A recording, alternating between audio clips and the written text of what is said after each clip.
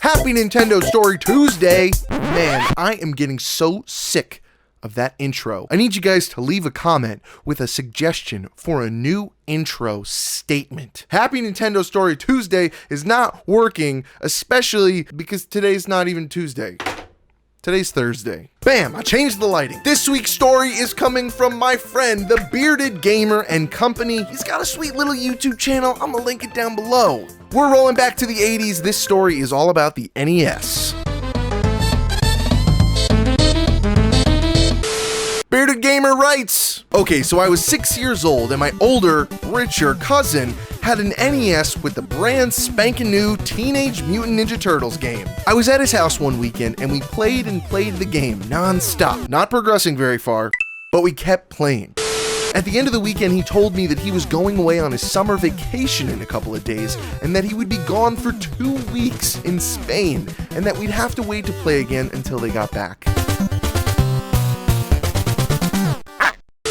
I was gutted. All I wanted to do was play TMNT. I went home that afternoon very forlorn. What a beautiful word. Anyway, the next day, my uncle shows up at our house to drop off his keys because my mom was going to house sit for them. But not only did he bring the keys, he brought the NES! He said since my cousin wasn't going to be able to use it for a couple of weeks, maybe I would like it at my house so I could play. And I was like, duh!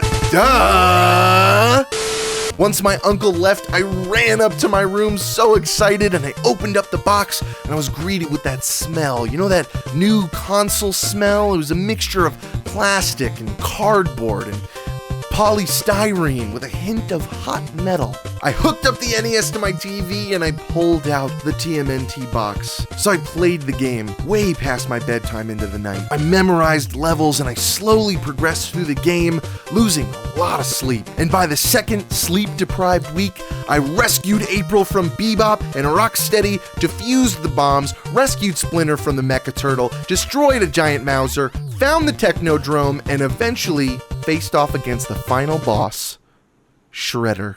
And remember, this is all without a save feature. So I'm gearing up late into the night to fight Shredder, and what a tense battle it was. But I eventually took him down around midnight, and I was so excited by this conclusion that I actually shouted, "Yes!" And then I was told off by my parents for staying up way too late.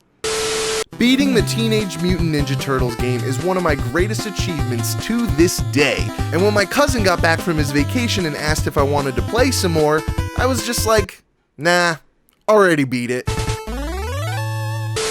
Thank you, Bearded Gamer and Company. That was fantastic. Love hearing stories like that. Love hearing triumphant young kid beating the game stories. I mean, when I was a kid, I didn't beat any freaking games. Thank you for submitting your story, man. I appreciate it. And for those of you watching, don't forget that you can submit a story just by going to nintendostory.com. It's that easy. Woo! Oh man, feeling fantastic. This week I picked up the Pokeball 2DS XL.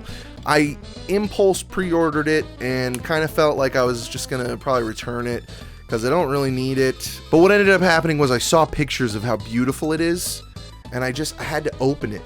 And when I opened it, I fell in love. This is actually like more ergonomic and like more fun to play than an actual 3DS. So I highly recommend checking out a 2DS XL if you haven't, or if you don't have a DS, or if maybe you've been wanting one. The Pokeball one is super beautiful with the clickety-clicky button. Yep, it actually functions. It's actually a raised button that you can actually click. It's amazing. This thing is so beautiful, man. Oh, I'm like looking at the screen and I just see how pretty it looks, and in this environment, I cannot get rid of this. This is my favorite DS I've ever had. For sure. It's lighter in the hands. The buttons aren't as nice as a 3DS XL, but they're actually a little more clicky, which some of you might like. I actually like the triggers better too. They're kind of like more comfortable. D-pad lacks quality. It's not horrible, but it's not the best. I always have this weird thing about the 3DS XL. When I feel like I open it, I feel like I gotta like whip it open. And like when I close it, I feel like I'm always like slamming it down.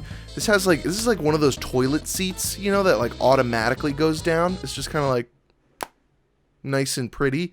And like when you open it, you just kind of feel like you just click. Like no noise, no weirdness. Here's my 3DS. Let's compare the sounds. Ready? Oh, God. Oh, just feel like you're breaking an old man's hip while you're opening this damn thing.